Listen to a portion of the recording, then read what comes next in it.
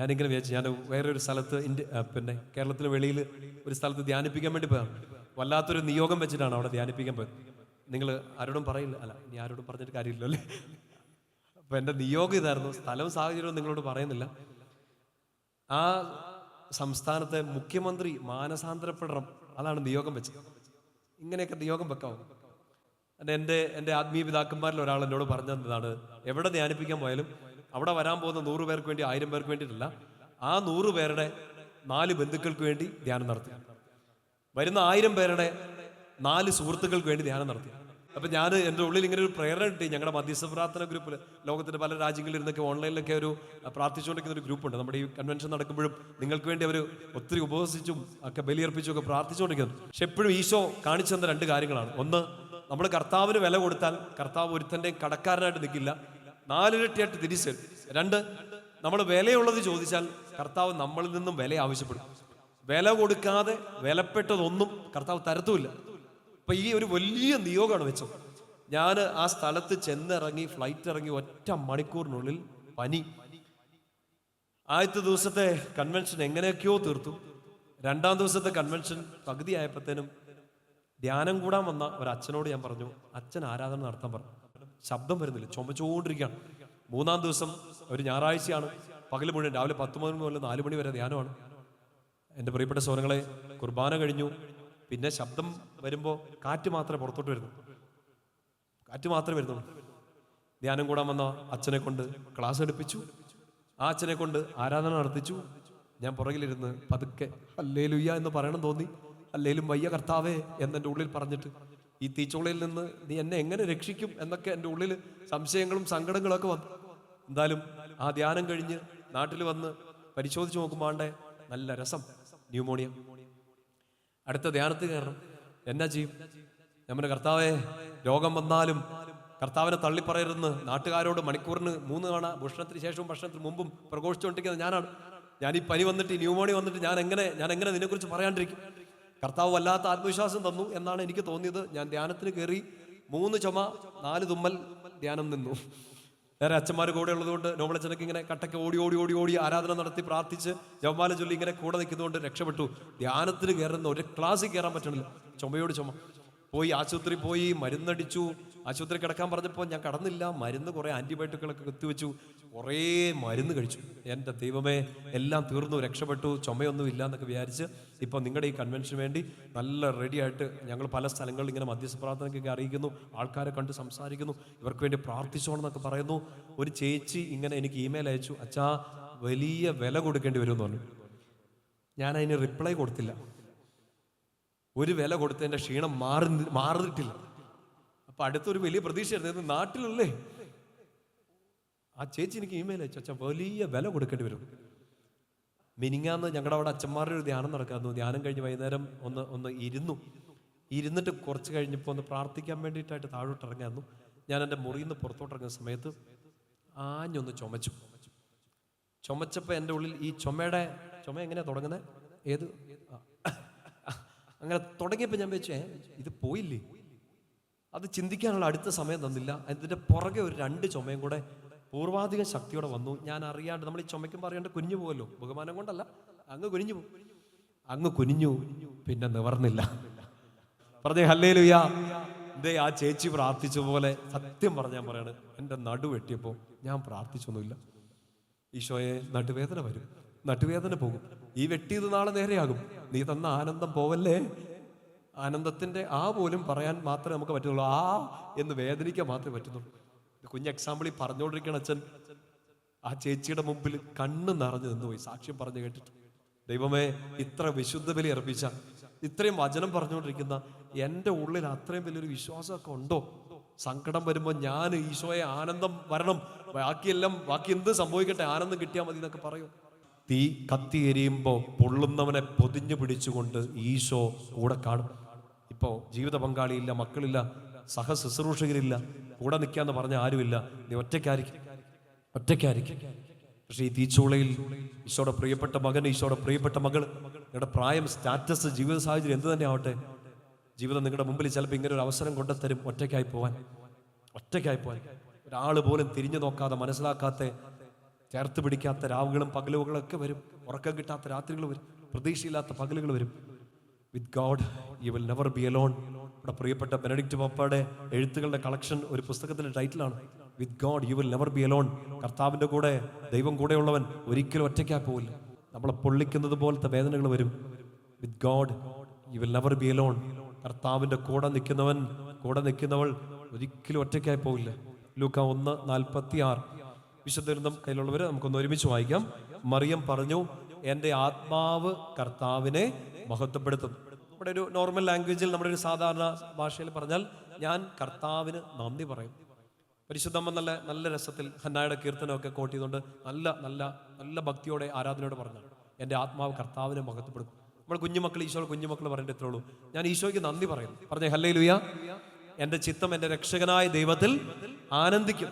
നമ്മൾ ഇതിനെക്കുറിച്ച് ഒന്ന് നന്നായിട്ട് മനസ്സിലാക്കേണ്ടത്, ദൈവത്തെ മഹത്വപ്പെടുത്തുന്ന, ദൈവത്തിന് നന്ദി പറയുന്ന ഒരാൾക്ക് കിട്ടുന്ന സമ്മാനമാണ് ആനന്ദം. പറഞ്ഞേ ഹല്ലേലൂയ. നമ്മൾ എന്തിനു വേണ്ടിയാണ് ചോദിക്കുന്നത്? ലോകം തരുന്ന സന്തോഷത്തിന് വേണ്ടിയല്ല, ഈശോ തരുന്ന ആനന്ദം. ആ ആനന്ദം എങ്ങനെ കിട്ടുന്നു? പരിശുദ്ധ അമ്മ നമ്മുടെ മുമ്പിൽ കാണിച്ചു തരികയാണ്, എൻ്റെ ആത്മാവ് കർത്താവിനെ മഹത്വപ്പെടുത്തുന്നു, എൻ്റെ ചിത്തം എൻ്റെ രക്ഷകനായ ദൈവത്തിൽ ആനന്ദിക്കുന്നു. സോ ആനന്ദം ആർക്കാ കിട്ടുക? ദൈവത്തെ മഹത്വപ്പെടുത്തുന്നതിന് കിട്ടുന്ന ഒരു വ്യക്തി കിട്ടുന്ന ഒരു സമ്മാനമാണ് ആനന്ദം. അത് വേറെ ആർക്കും തരാൻ പറ്റില്ല, ഈശോയ്ക്ക് മാത്രമേ തരാൻ പറ്റുള്ളൂ. ഈശോ തന്ന ആനന്ദം എടുത്തു മാറ്റാൻ ആർക്കും പറ്റത്തുമില്ല. ആ ആനന്ദം കിട്ടാനുള്ള വഴി കർത്താവിനെ മഹത്വപ്പെടുത്തുക. കർത്താവിനെ മഹത്വപ്പെടുത്തുന്ന ഒന്നാമത്തെ രീതിയാണ് വേദനകളിൽ കർത്താവിന് നന്ദി പറയുക. ഈശോയ്ക്ക് വളരെ ഇഷ്ടമുള്ള, അല്ലെങ്കിൽ ഈശോ ആനന്ദം തരുന്നൊരു ഗ്രൂപ്പാണ് വേദനകളിൽ ദൈവത്തെ ആരാധിക്കുന്നവർ. പറഞ്ഞേ ഹല്ലേലൂയ. ഈ വേദനയിൽ കർത്താവിനെ നിങ്ങൾ ആരാധിച്ചാൽ, ആരാധിക്കുന്നത് കൊണ്ട് എൻ്റെ പ്രിയപ്പെട്ട സ്വരങ്ങൾ ഉറപ്പാണ്, ഈശോ നിങ്ങൾക്കും എനിക്കും ആനന്ദം തരും. പറഞ്ഞേ ഹല്ലേലൂയ. ശക്തി പറഞ്ഞേ ഹല്ലേലൂയ. ആനന്ദം, കർത്താവ് ആനന്ദം തന്ന്, കർത്താവ് നമ്മുടെ സന്തോഷം, കർത്താവ് നമ്മുടെ ആനന്ദമായി മാറിയുണ്ടല്ലോ. നിങ്ങൾ കേട്ടിട്ടുള്ള ഈ വചനം നന്നായിട്ട് മനസ്സിൽ പതിഞ്ഞുള്ള വചനങ്ങളൊന്നാണ് സങ്കീർത്തനം 37:4. കർത്താവിൽ ആനന്ദിക്കുക, അവിടെ നിന്റെ ആഗ്രഹങ്ങൾ സാധിച്ചു. നോക്ക്, നീ പോയിട്ട് ഒരു 10 ധ്യാനം കൂട്, ഞാൻ നിന്റെ ആഗ്രഹം സാധിച്ചു തരാം. നീ ഈ തീർത്ഥാടന കേന്ദ്രത്തിൽ പോ, ഞാൻ നിന്റെ ആഗ്രഹം സാധിച്ചു തരാം. നീ ഇങ്ങനെ പ്രാർത്ഥിക്കുക. ഒന്നുമല്ല ഈശോ പറഞ്ഞേക്കുന്നത്, വചനം നമ്മുടെ മുമ്പിൽ പറയാണ്, നീ കർത്താവിൽ ആനന്ദിക്കുക, അവിടെ നിന്റെ ആഗ്രഹങ്ങൾ സാധിച്ചു തരും. പറഞ്ഞേ ഹല്ലേലൂയ. എന്ന് വെച്ചാൽ പള്ളി പോയിരുന്നിട്ട് ഇങ്ങനെ പൊട്ടിച്ചിരിക്കാന്നല്ല പറയാണ്. കർത്താവ് നമ്മുടെ ആനന്ദമായിട്ട് മാറണം. ബാക്കിയെല്ലാം പൊക്കോട്ടെ, എനിക്ക് ഈശോയെ വേണം. നമ്മളൊരു പാട്ടൊക്കെ ഇങ്ങനെ പാടി പ്രാർത്ഥിക്കാറില്ലേ, ആത്മാക്കളെ തരിക, ബാക്കിയെല്ലാം എടുത്തുകൊള്ളുക, ഈശോ മാത്രം മതി. വരികളൊക്കെ വേറൊരു പാട്ട് നമ്മൾ പാടുന്നില്ലേ, എനിക്ക് ഈശോ മാത്രം മതി. അങ്ങനെ ഒരു ആഗ്രഹത്തോടെ എന്ത് നഷ്ടപ്പെട്ടു പോയാലും, നിങ്ങളുടെ സാമ്പത്തിക സ്ഥിതി തകർന്നു പോയാലും, നിങ്ങളുടെ വീട്ടിലൊരു മരണം നടന്നാലും, നിങ്ങൾ ആഗ്രഹിച്ച ഒരു ജോലിയിൽ നിങ്ങൾക്ക് കിട്ടിയില്ലെങ്കിലും, നിങ്ങൾ ഉദ്ദേശിച്ച ഒരു സ്ഥലത്ത് നിങ്ങൾക്ക് എത്താൻ പറ്റിയില്ലെങ്കിലും, ഒരു സന്തോഷമില്ലാത്തൊരു ജീവിതത്തിലും എന്നാ പോയാലും എനിക്ക് എൻ്റെ ഈശോയെ നഷ്ടപ്പെടരുതെന്ന് ആഗ്രഹിക്കുന്ന ഒരാൾ, ഈശോ ആനന്ദമായിട്ട് മാറിയാൽ, കർത്താവിൽ നീ ആനന്ദിച്ചാൽ, അവിടെ നിന്റെ ആഗ്രഹങ്ങൾ സാധിച്ചു തരും. പറഞ്ഞേ ഹല്ലേലൂയ. യെശയ്യാ പ്രവാചകന്റെ പുസ്തകത്തിൽ 58-ാമത്തെ അധ്യായം അതിന്റെ 14-ാമത്തെ വാക്യം വചനം കേട്ടാൽ മതി, നിങ്ങളുടെ മനസ്സിൽ നിന്ന് ഓർത്തിരിക്കണം. യെശയ്യാ 58:14, നീ കർത്താവിൽ ആനന്ദിക്കുക, അവിടെ നിന്നെ ലോകത്തിന്റെ ഉന്നത സ്ഥാനങ്ങളിലൂടെ സവാരി ചെയ്യിക്കും. നിന്റെ പിതാവായ യാക്കോബിന്റെ ഓഹരി കൊണ്ട് ഞാൻ നിന്നെ തൃപ്തിപ്പെടുത്തും. കർത്താവായ ഞാനാണ് ഈ അരുളി ചെയ്തത്. മക്കൾ ഇത് നല്ലപോലെ വിശ്വാസത്തോടെ ഏറ്റെടുത്ത്, വേറെ ഒന്നും ചെയ്യാനല്ല ഈശോ പറഞ്ഞത്. നീ എന്നിൽ ആനന്ദിക്കുക, ഞാൻ നിന്റെ ആനന്ദമായി മാറിയാൽ നിന്നെ ഞാൻ ലോകത്തിന്റെ ഉന്നത സ്ഥാനങ്ങളിലൂടെ സവാരി ചെയ്യിക്കും. പറഞ്ഞേ ഹല്ലേലൂയ. ശക്തി പറഞ്ഞേ ഹല്ലേലൂയ. ഈ വചനം കേട്ടുകൊണ്ടിരിക്കുന്ന സമയത്ത് നിങ്ങൾ വേറെ ഒന്നും ചോദിക്കണ്ട ഈശോയോട്. ഈശോയെ, എൻ്റെ രോഗം മാറണം, എൻ്റെ വേദന മാറണം, എൻ്റെ കടം മാറണം, എനിക്ക് ലോട്ടറി അടിക്കണം, എനിക്ക് 5 കല്യാണം കഴിക്കണം ഒന്നും പറയണ്ട. താവേ ഒന്നുപോലും നടക്കണില്ല, അതൊന്നും ചോദിക്കണ്ട. എല്ലാം ഉണ്ട്. ഈ ആവശ്യങ്ങളൊക്കെ നിങ്ങൾ ചോദിക്കുന്നതിന് മുമ്പ് തന്നെ നിങ്ങളുടെ പിതാവ് അറിയും. ഒറ്റ കാര്യം, ഈശോ എൻ്റെ ആനന്ദമായിട്ട് മാറണം. അതിനുവേണ്ടി പ്രാർത്ഥിക്കുക. പറഞ്ഞേ ഹല്ലേലൂയ. എൻ്റെ ആത്മാവ് കർത്താവിനെ മഹത്വപ്പെടുത്തുന്നു, എൻ്റെ ചിത്തം എൻ്റെ രക്ഷായ ദൈവത്തിൽ ആനന്ദിക്കുന്നു. കർത്താവിൽ ആനന്ദിക്കുമ്പോൾ കർത്താവ് നിന്റെ ആഗ്രഹങ്ങൾ സാധിച്ചു തരും. ലോകത്തിന്റെ ഉന്നത സ്ഥാനങ്ങളിലൂടെ കർത്താവ് സവാരി ചെയ്യിക്കും. കർത്താവിനെ മഹത്വപ്പെടുത്തിക്കൊണ്ടിരിക്കും, ആരാധിച്ചുകൊണ്ടിരിക്കുക. എന്തിനെ ഓർത്താ മഹത്വപ്പെടുത്തുക, എന്തിനെ ഓർത്താ ആരാധിക്കുക? വേദനകളിൽ മാത്രമല്ല. ലൂക്കാ സുവിശേഷം നമ്മളിപ്പോൾ വായിച്ച ആ വചനത്തിന്റെ അടുത്ത പേജിൽ 2-ാമത്തെ അധ്യായം 20-ാമത്തെ വാക്യം ആട്ടിടയന്മാർ ചെയ്തൊരു കാര്യമാണ്. ലൂക്കാ 2:20 ഒരുമിച്ച് വായിക്കാം. തങ്ങളോട് പറയപ്പെട്ടതുപോലെ കാണുകയും കേൾക്കുകയും ചെയ്ത സകല കാര്യങ്ങളെയും കുറിച്ച് ദൈവത്തെ മഹത്വപ്പെടുത്തിക്കൊണ്ടും സ്തുതിക്കുകയും ചെയ്തുകൊണ്ട് ആ ഇടയന്മാർ അവിടെ നിന്ന് മടങ്ങിപ്പോയി. പറഞ്ഞേ ഹല്ലേലൂയ. ശ്രദ്ധിച്ച് മനസ്സിലാക്കുക. 3 ചെറുപ്പക്കാര് തീച്ചൂളയിൽ അവരുടെ വേദനയിൽ അവർ ദൈവത്തെ മഹത്വപ്പെടുത്തി. ദൈവത്തെ മഹത്വപ്പെടുത്തുന്ന ആൾക്ക് കിട്ടുന്ന സമ്മാനം എന്താന്നാ പറഞ്ഞേ? ആനന്ദം. അപ്പൊ ആദ്യം മഹത്വപ്പെടുത്താൻ പറ്റുന്നത് എങ്ങനെയാണ്? നമുക്ക് ഏറ്റവും കൂടുതലുള്ളത് ചിലപ്പോൾ നമ്മുടെ സങ്കടങ്ങളായിരിക്കും. ആ സങ്കടത്തിൽ 3 ചെറുപ്പക്കാരെ പോലെ ദൈവത്തെ മഹത്വപ്പെടുത്തുക, ആനന്ദം നിറയും. രണ്ടാമത്തെ ഒരു കാര്യം, ഈ ആട്ടിടയന്മാർ നമ്മുടെ മുമ്പിൽ കാണിക്കുകയാണ്. ഒരു സാധാരണ മനുഷ്യൻ അവരെന്നാ ചെയ്തേ? ദൂതന്റെ വാക്ക് കേട്ടു, പോയി കണ്ടു. കണ്ടിട്ട് ആ വാക്ക് നല്ലപോലെ ശ്രദ്ധിക്കണം. ആ 2 വാക്കുകൾ, അവർ കണ്ടതിനെയും കേട്ടതിനെയും കുറിച്ച്, സകലത്തെയും കുറിച്ച് അവർ ദൈവത്തെ മഹത്വപ്പെടുത്തി. പറഞ്ഞേ ഹല്ലേലൂയ. അപ്പൊ നമ്മൾ ചെയ്യേണ്ട രണ്ടാമത്തെ കാര്യമാണ് കണ്ടതിന് കേട്ടത് എന്ന് വെച്ചാൽ, അപ്പുറത്തെ ഒരാളുടെ കുറ്റം കേട്ടു, കർത്താവേ നിനക്ക് മഹത്വം, അവരെ കുറിച്ച് ഒരു 4 കുറ്റം കൂടെ കേൾക്കാൻ കൃപ തരണമേ. അങ്ങനെ കണ്ടതും കേട്ടതല്ല. എന്ന് വെച്ചാൽ നമ്മുടെ കുഞ്ഞു ജീവിതത്തിൽ ചിലപ്പോൾ ഈ 3 ചെറുപ്പക്കാരെ പോലെ ആയിരിക്കും, അല്ലെങ്കിൽ ഈ ആട്ടിടയന്മാരെ പോലെ ആയിരിക്കും. ഒരു വലിയ സങ്കടത്തിലൊക്കെ നിൽക്കുകയായിരിക്കും, ദാരിദ്ര്യത്തിൽ നിൽക്കുകയായിരിക്കും. നിങ്ങളുടെ ജീവിതത്തിൽ ഇതുവരെ നിങ്ങൾ കണ്ടത്, നിങ്ങൾ ഇതുവരെ കർത്താവിനെ കുറിച്ച് കേട്ടത്, ഇതുവരെ കർത്താവ് നിങ്ങളുടെ ജീവിതത്തിൽ ഇടപെട്ട എല്ലാ കാര്യത്തിനും കർത്താവിന് നന്ദി പറയുക. സങ്കീർത്തനം 103 1, 2 വചനങ്ങൾ ഇങ്ങനെയാണ്: എൻ്റെ ആത്മാവെ കർത്താവിനെ മഹത്വപ്പെടുത്തുക, അവിടുന്ന് തന്ന അനുഗ്രഹം ഒന്നും മറക്കരുത്, ഒന്നും മറക്കരുത്. ശരി, നിങ്ങളിപ്പോൾ ഈ ഒരു ധ്യാനം കൂടുമ്പോൾ, ഈ കൺവെൻഷൻ കൂടുമ്പോൾ ചിലപ്പോൾ നിങ്ങളുടെ ഉള്ളിൽ ഒരു നിയോഗം ഉണ്ടാവും. ഈശോയെ ഈ ഒരു 4 ദിവസം വചനം കേൾക്കുമ്പോൾ ഇങ്ങനെ ഒരു നിയോഗം ഞാൻ വെക്കുകയാണ്, എൻ്റെ ഒരു വ്യക്തിപരമായ നിയോഗം, ഇത് സാധിച്ചു തരണേ. എൻ്റെ പ്രിയപ്പെട്ട സ്വരങ്ങൾ അങ്ങനെ പ്രാർത്ഥിക്കാതെ അച്ഛൻ നിങ്ങളോട് പറയട്ടെ, അങ്ങനെ പ്രാർത്ഥിക്കുന്നത് തെറ്റൊന്നുമില്ല. നിങ്ങൾ നിങ്ങളുടെ പിതാവിനോട്, ഈശോയോട് എല്ലാം പറഞ്ഞ് പ്രാർത്ഥിക്കണം. നിങ്ങളുടെ ആവശ്യങ്ങൾ പറയണം, നിങ്ങളുടെ ആത്മീയ ഭൗതികമായ ആവശ്യങ്ങളെല്ലാം പറയണം. പക്ഷെ അതിനു മുമ്പ് ചെയ്യേണ്ട ഒരു കാര്യമാണ്, ഇതുവരെ ഈശോ തന്നതിനെല്ലാം നന്ദി പറയും. പറഞ്ഞേ ഹല്ലേലൂയ. അച്ഛനിപ്പോൾ പ്രാർത്ഥിക്കണം, എൻ്റെ ഈശോയെ എൻ്റെ നടുവേദന മാറ്റി തരണേ. നല്ല നിയോഗമല്ലേ?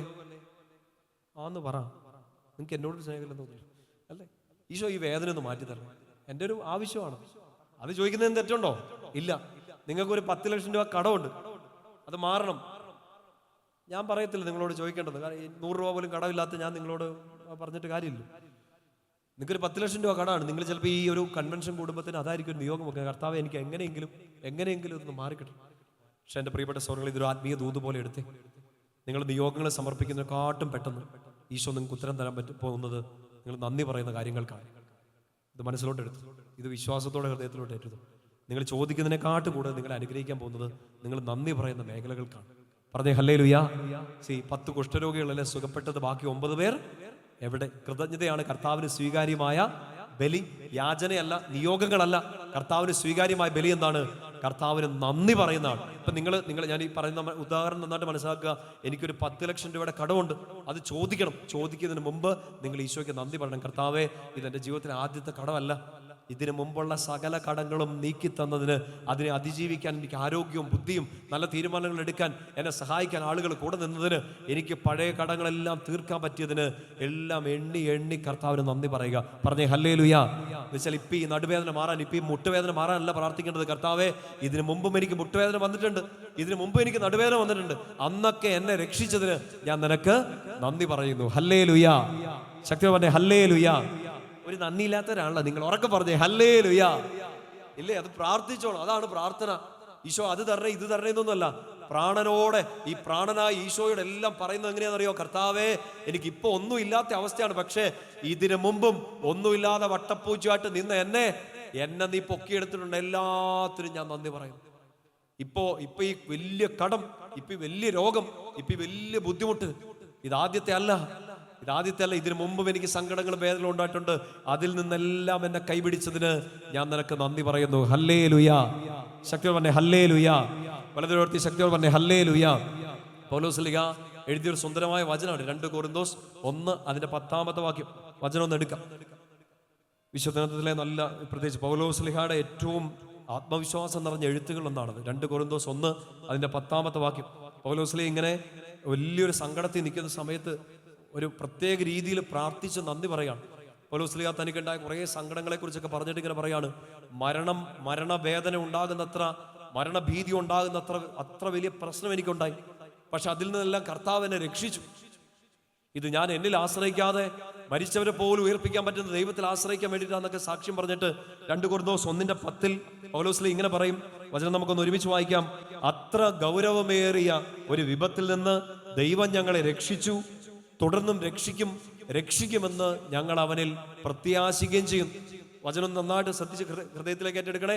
2 കൊരിന്തോസ് 1:10 അത്ര ഗൗരവമേറിയ ഒരു വിപത്തിൽ നിന്ന് കർത്താവ് ഞങ്ങളെ രക്ഷിച്ചു, ഇനിയും രക്ഷിക്കും, ഇനിയും രക്ഷിക്കുമെന്ന് ഞങ്ങൾ അവനിൽ പ്രത്യാശിക്കുന്നു. പറഞ്ഞേ ഹല്ലേലൂയ.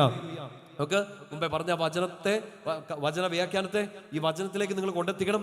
ഈശോയെ, എനിക്കിപ്പോ ഈ വേദന മാറണം, ഇപ്പൊ ഈ രോഗത്തിന് ഒരു ശമനം കിട്ടണം, ഇപ്പൊ ഈ കടം മാറണം. അങ്ങനെ പ്രാർത്ഥിച്ചുകൊണ്ടിരിക്കുമ്പോ ചിലപ്പോൾ ഉത്തരം കിട്ടാൻ വൈകുമ്പോൾ നമ്മൾ ചിലപ്പോൾ അറിയാതെ കർത്താവിനെ തള്ളിപ്പറഞ്ഞു പോകും. ചിലപ്പോൾ സ്നേഹം കുറഞ്ഞു പോകും, ചിലപ്പോൾ വിശ്വാസം കുറഞ്ഞു പോകും. ഈശോ, ഞാൻ ഇത്രയും പ്രാർത്ഥിച്ചില്ലേ, ഞാൻ ഇത്രയും നൊവേന നേർന്നില്ലേ, ഞാൻ ഇത്രയും പരിശുദ്ധ ബലി അർപ്പിച്ചില്ലേ, എന്നിട്ട് എന്നെ ഇത് തരാൻ വൈകുന്നത്, ഇതെന്താ നീ ഉത്തരം തരാത്തെ? ചിലപ്പോൾ നമ്മുടെ വിശ്വാസം ചിലപ്പോൾ പോയി പോകും, നമ്മുടെ കുഞ്ഞു വിശ്വാസങ്ങൾ പോയി പോകും. നിങ്ങൾ പ്രാർത്ഥിക്കേണ്ട എങ്ങനെയാണെന്നറിയോ? ഈശോയെ, എനിക്ക് ഇങ്ങനെ ഒരു പ്രശ്നമാണ്, പക്ഷെ ഇതിലും കഠിനമായ ഒന്നിൽ നിന്ന് നീ എന്നെ രക്ഷിച്ചിട്ടുണ്ട്, ഇനിയും രക്ഷിക്കുമെന്ന് ഞാൻ നിന്നിൽ പ്രത്യാശിക്കുന്നു. പറഞ്ഞേ ഹല്ലേലൂയ. ശക്തി പറഞ്ഞേ ഹല്ലേലൂയ. പ്രിയപ്പെട്ട സഹോദരങ്ങളെ, ഇപ്പൊ ഈ വചനം കേൾക്കുന്ന ഈ സമയത്ത് എന്ത് വിഷമത്തിൽ കൂടെ ആയിക്കോട്ടെ നിങ്ങൾ കടന്നു പോണേ, ഇതിനു മുമ്പ് ഉണ്ടായ എല്ലാ വിഷമത്തെയും ഓർക്കുക. അതോർത്ത് കരയാനല്ല, അതിൽ നിന്നൊക്കെ കർത്താവ് നമ്മളെ രക്ഷിച്ചു. ശരിയാണോ? ഇതൊന്നും അല്ല, ഇപ്പൊ കിട്ടിയ ഇടിയൊന്നും അല്ല ആദ്യത്തെ ഇടി. നിങ്ങൾക്ക് ഇഷ്ടം പോലെ ഇടിയും തൊഴിയൊക്കെ കിട്ടിയിട്ടുണ്ട്. വിഷമം വരാത്ത, സങ്കടം വരാത്ത, ഒറ്റയ്ക്കിരുന്ന് പൊട്ടിക്കരയാത്ത ആരാ ഇവിടെ ഇന്ന് ഈ വചനം കേൾക്കുന്നത്? ടെൻഷൻ അടിക്കാത്ത, ചങ്കു പൊട്ടാത്ത, പേടിക്കാത്ത ആരാ ഉള്ള? ഒറ്റപ്പെട്ടു പോകാത്ത ആരാ ഉള്ള ഇതിനകത്ത്? നമ്മുടെ പ്രിയപ്പെട്ട ബെനഡിക്റ്റ് പാപ്പ പറയുന്ന ഒരു കാര്യമാണ്, ജീവിതത്തിൽ ഒരു മനുഷ്യൻ അവൻ എങ്ങനെ ജീവിച്ചാലും അവന് രണ്ട് സങ്കടം ഉണ്ടാവും. ഒന്ന് ഒറ്റപ്പെടല്, ഒറ്റയ്ക്കായി പോവും, മിണ്ടാനും ആരുമില്ല. മരണത്തിന്റെ സമയത്ത് അത് ഏറ്റവും കാഠിന്യമായിട്ട് അനുഭവിക്കും. നമ്മളോട് മിണ്ടാൻ ആരുമില്ല മരിക്കുന്ന സമയത്ത്. നിങ്ങളോട് ആരെങ്കിലും മിണ്ടോന്ന് എനിക്ക് അറിഞ്ഞൂടാ. വികാരിച്ച മാത്രം വന്ന് നുണ പറയും. നിങ്ങളുടെ ഡെഡ് ബോഡിയെ നോക്കിയിട്ട്, ചേട്ടൻ കരിങ്കല്ലായിരുന്നു, ചേച്ചി വലിയ പവിഴമായിരുന്നു, വെറുതെ നുണ പറയുന്നതാണ്. അച്ഛനും നിങ്ങളെ കുറിച്ച് മോശമായിട്ടൊന്നും പറയില്ല. നിങ്ങളത് കേൾക്കുന്നില്ല. സംസാരിക്കാൻ ആരുമില്ല, കേൾക്കാൻ ആരുമില്ല, കൂടെ പോകാൻ ആരുമില്ല.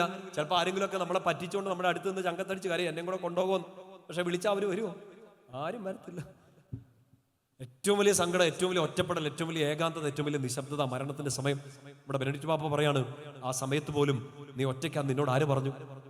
അവൻ മരിച്ച് അടക്കപ്പെട്ട് മരിച്ചവരുടെ ഇടയിലേക്ക് ഇറങ്ങിയവനാണ്. സങ്കീർത്തനം 23:4 കോട്ട് ചെയ്തുകൊണ്ട് ബെനഡിക്റ്റ് പാപ്പ പറയുന്നത് എങ്ങനെയാണ്? മരണത്തിന്റെ നിഴൽ വീണ താഴ്വരയിലൂടെ നീ നടക്കേണ്ടി വന്നാലും നീ ഒറ്റയ്ക്കായി പോവില്ല. പറഞ്ഞേ ഹല്ലേലൂയ.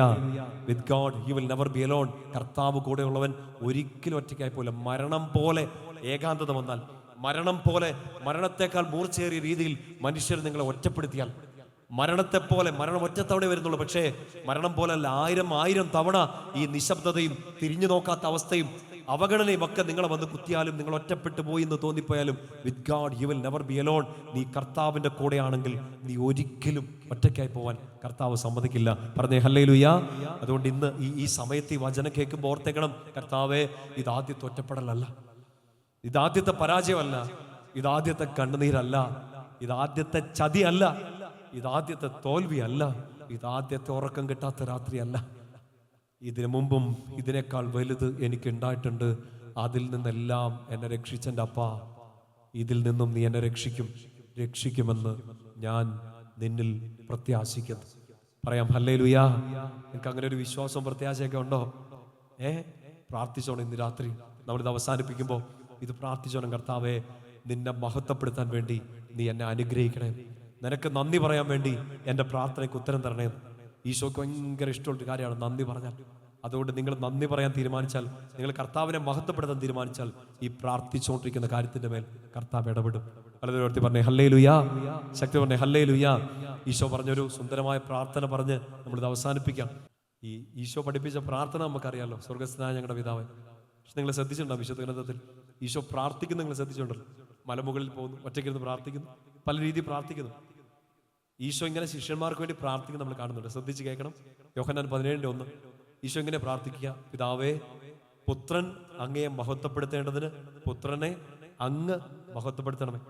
അല്ലേ? എൻ്റെ വലിയ തിയോളജിയൊക്കെ ഉണ്ട്. ആ തിയോളജിയിലേക്കൊന്നും പോകണ്ട. നമ്മുടെ സഭാ പണ്ഡിതന്മാർ, ബൈബിൾ പണ്ഡിതന്മാർ ഇതിനെ ഈശോയുടെ പ്രീസ്ലി പ്രയർ, ഈശോയുടെ പുരോഹിത പ്രാർത്ഥന എന്ന് പറയും. ആ വലിയ തിയോളജി ഒന്നും നിങ്ങൾ ചിന്തിക്കേണ്ട. വളരെ സിമ്പിളായിട്ട് ഇത് ചിന്തിച്ചേ. ഈശോ ഇങ്ങനെ പ്രാർത്ഥിക്കുക: പിതാവേ, പുത്രൻ അങ്ങയെ മഹത്വപ്പെടുത്തേണ്ടതിന് പുത്രനെ അങ്ങ് മഹത്വപ്പെടുത്തണമേ. പറഞ്ഞേ ഹല്ലേലൂയ. എന്നിട്ട് പറഞ്ഞേ: പിതാവേ, പുത്രൻ അങ്ങയെ മഹത്വപ്പെടുത്തേണ്ടതിന് പുത്രനെ അങ്ങ് മഹത്വപ്പെടുത്തണമേ.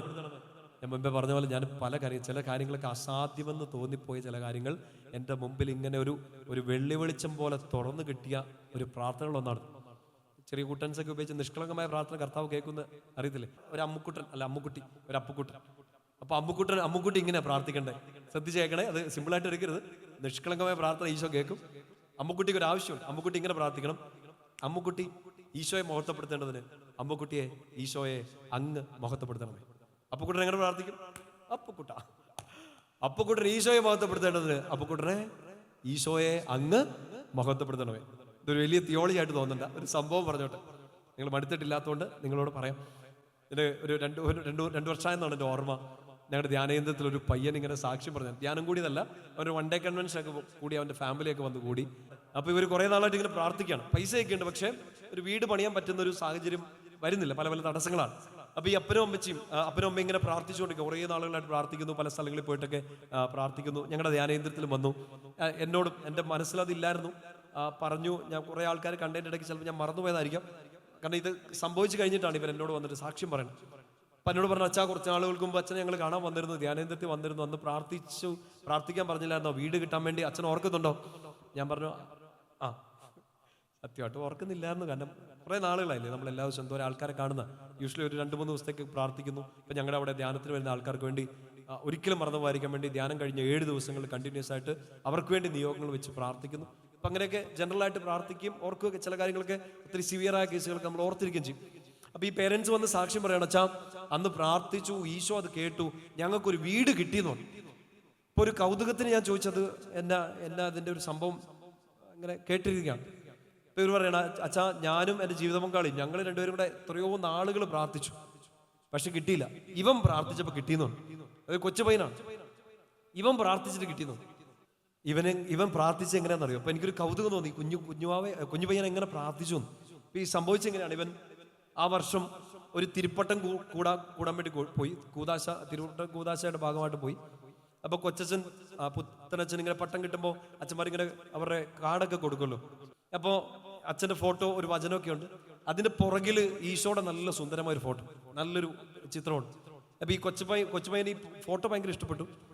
അപ്പോൾ ഇവരിങ്ങനെ പറയാണ്, അച്ഛാ ഈ ഫോട്ടോ കാരണമാണ് ഞങ്ങൾക്ക് വീട് കിട്ടിയെന്ന്. അപ്പോൾ ഈ പയ്യൻ പ്രാർത്ഥിച്ചത് നിങ്ങൾ ശ്രദ്ധിച്ച് കേൾക്കണേ. അവൻ പ്രാർത്ഥിച്ചിങ്ങനെയാണ്, ഈശോയുടെ ഈ പടം എനിക്ക് ഭയങ്കര ഇഷ്ടപ്പെട്ടു. ഓക്കെ, എനിക്ക് ഈ ഫോട്ടോ ഒന്ന് ഫ്രെയിം ചെയ്യണം. ഓക്കെ, ഫ്രെയിം ചെയ്ത ഈ ഫോട്ടോ എനിക്ക് ഷോക്കേസിൽ വെക്കണം. ആ ഷോക്കേസ് വെക്കാൻ വേണ്ടി എനിക്കൊരു വീട് വേണം. Very simple. ഫോട്ടോ ഫ്രെയിം ചെയ്യണം, ഫ്രെയിം ചെയ്ത് ഷോക്കേസ് വെക്കണം. ഷോക്കേസ് വെക്കാൻ വേണ്ടി ഒരു വീട് വേണം. ശരിക്കും എന്താണ് നിയോഗം? വീട് വേണം.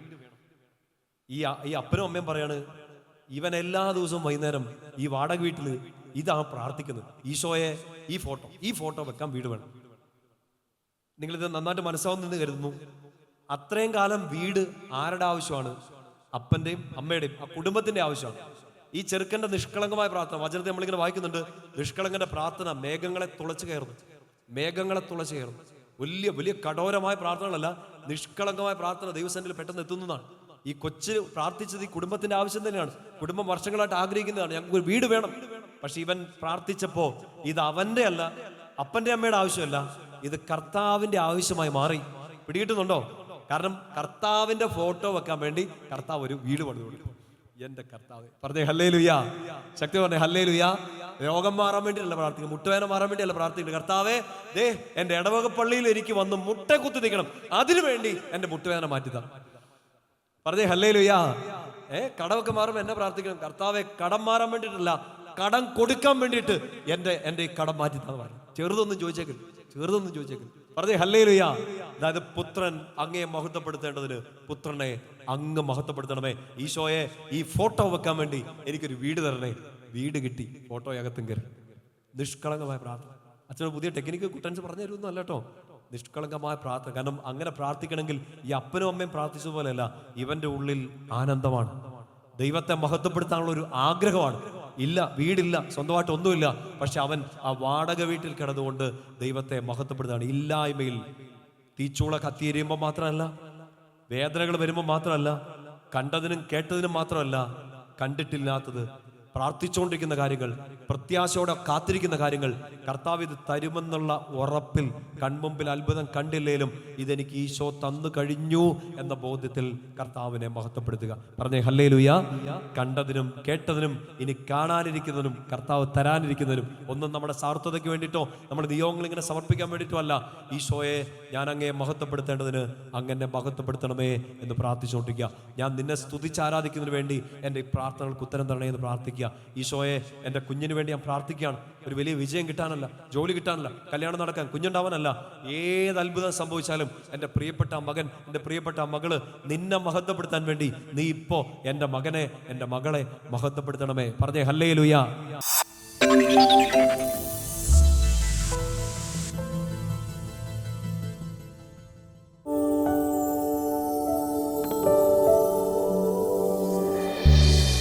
മറിയത്തെ സ്നേഹിക്കുകയും ജപമാല ചൊല്ലി പ്രാർത്ഥിക്കുകയും ചെയ്യുക. കാരണം അവളുടെ ജപമാലയാണ് ഇന്നത്തെ ലോകത്തിലെ തിന്മയ്ക്കെതിരായ ആയുധം. വിശുദ്ധ പാദ്രെ പിയോ.